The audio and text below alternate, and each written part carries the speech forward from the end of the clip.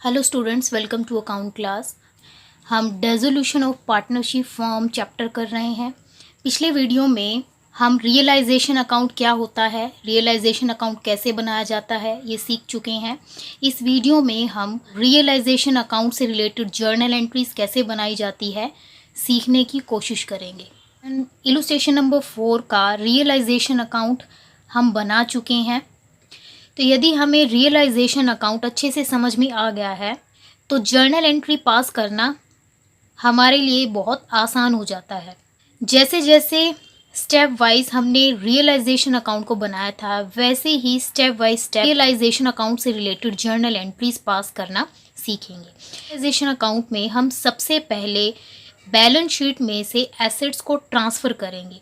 तो हमारी पहली जर्नल एंट्री बनेगी realisation account debit to debtors account, to stock account, to machinery account, to land and building.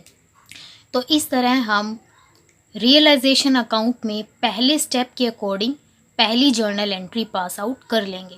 दूसरे step में हमने बैलेंस शीट में से लायबिलिटीज़ को ट्रांसफ़र किया था, प्रोविज़न को क्रेडिट की तरफ ट्रांसफ़र किया था। तो हम दूसरी जर्नल एंट्री करेंगे provision for doubtful debts account debit, creditors account debit to realisation account.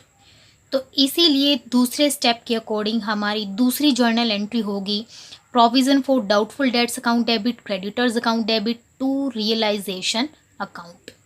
Third step में हमने जो एसेट बैलेंस शीट में ट्रांसफ़र की थी उन एसेट्स को सेल करके जो भी हमें कैश या बैंक रियलाइज़ हुआ है हम उसकी जर्नल एंट्री करेंगे।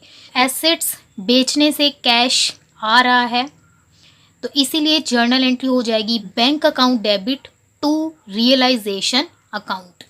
तो रियलाइजेशन अकाउंट के थर्ड स्टेप के अकॉर्डिंग हमारी थर्ड जर्नल एंट्री हो जाएगी bank account debit to realisation account.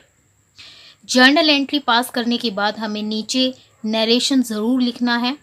अगर हम नरेशन नहीं लिखेंगे तो हमें फुल मार्क्स नहीं मिलेंगे। तो इसलिए जो भी हम जर्नल एंट्री पास करते हैं उसकी नरेशन लिखना बहुत ज़रूरी है। तो पहली हमने जर्नल एंट्री पास करी है एसेट को ट्रांसफ़र करने की, इसलिए नरेशन हो जाएगी for transfer of assets. Second journal entry हमने पास करी है लायबिलिटीज़ को ट्रांसफ़र करने की, तो इसलिए नरेशन हो जाएगी for transfer of liabilities. Third journal entry हमने पास करी है एसेट्स को रियलाइज़ करने की, इसलिए नरेशन हो जाएगी for realisation of assets. Fourth step में हमने लायबिलिटीज़ और एक्सपेंसेस को पे किया है, तो पे करने से हमारा कैश और बैंक बैलेंस चला जाता है, इसीलिए जर्नल एंट्री हो जाएगी realisation account debit to bank account. और फोर्थ स्टेप के अकॉर्डिंग हमारी जर्नल एंट्री बनेगी realisation account debit to bank account. Realisation account बनाने के बाद हमें पता चलेगा कि हम एसेट्स को सेल करके और लायबिलिटीज़ को पे ऑफ करके प्रॉफिट हुआ है या फिर लॉस हुआ है। तो अगर प्रॉफिट हुआ है तो पार्टनर्स के कैपिटल अकाउंट इंक्रीज़ हो जाएंगे, और जब पार्टनर्स के कैपिटल अकाउंट इंक्रीज़ होते हैं तो हम पार्टनर्स के कैपिटल अकाउंट को क्रेडिट करेंगे। तो प्रॉफिट मिलने से हमारी नेक्स्ट जर्नल एंट्री हो जाएगी realisation account debit to A's capital account to B's capital account. और इसी के साथ हमारी फिफ्थ जर्नल एंट्री हो जाएगी realisation account debit to A's capital account to B's capital account. और अगर रियलाइजेशन अकाउंट में लॉस होता है तो लॉस मिलने से पार्टनर्स के कैपिटल अकाउंट डेबिट हो जाएंगे, तो ऐसे केस में हम जर्नल एंट्री को ऑपोजिट कर देंगे, A's capital account debit B's capital account debit to realisation account. Partners capital account में हमने ए और बी को पेमेंट किया है, और ए और बी को पेमेंट करने से हमारा बैंक बैलेंस बाहर जा रहा है, तो हमारी नेक्स्ट जर्नल एंट्री हो जाएगी A's capital account debit B's capital account debit to bank account. Last हमारी जर्नल एंट्री हो जाएगी पार्टनर्स को फाइनल पेमेंट करने की, A's capital account debit B's capital account debit to bank account. और इस तरह से हम आसानी से सभी जर्नल एंट्रीज पास कर सकते हैं।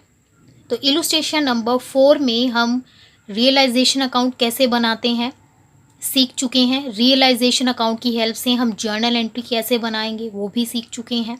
इस क्वेश्चन में हमें पार्टनर का लोन नहीं दिया गया है, पार्टनर के लोन अकाउंट बनाने की ज़रूरत नहीं पड़ी, बट आगे आने वाले क्वेश्चन में हम पार्टनर्स लोन अकाउंट कैसे बनाया जाता है वो भी सीखेंगे।